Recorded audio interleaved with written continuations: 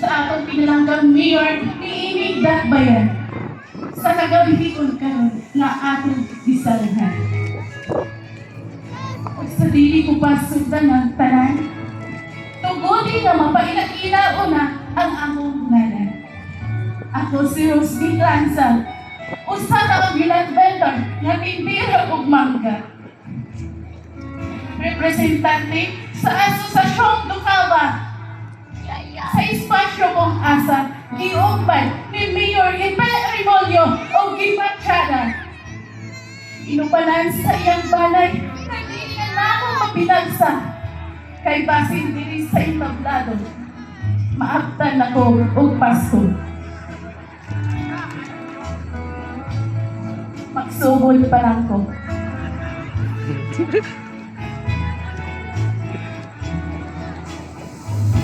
Ako nang sugdan, inimbalak nga akong ikapas si Garbo.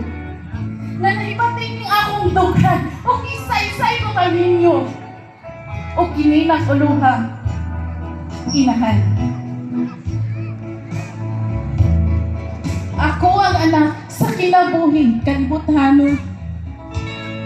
Sa akong paghilak, ako imong duyanon.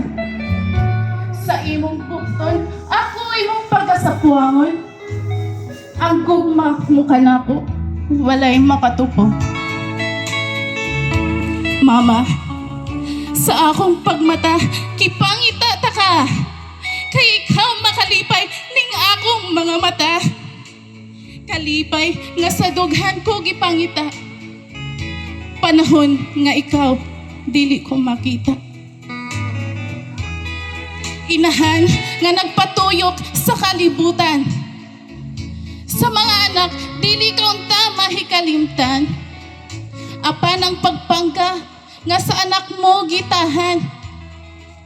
Pagpanggang tiunay, sulod sa imong dughan. Inahan sa kalibutan nga akong gimatan. Nagmatutukan ako, nagpangga ug nagatiman. Sa pagkaon gilutuan, sa sinina binistihan. Inahan nga bulahan. Nga nagpatuyok sa kalibutan. Inahan nga maoy nagpatuyok sa kalibutan. Sa mga anak, unta ikaw dili mahikalimtan. Ang pagpangga nga sa anak mo gihatag ang tanan.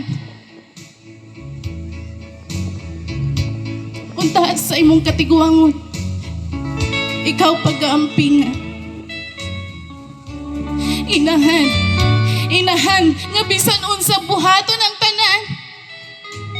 Kasakit kaluya, kapitos antusan. Aron sa mga anak, mahatag ang gikinahanglan. Ang gugma sa inahan, walay katapusan.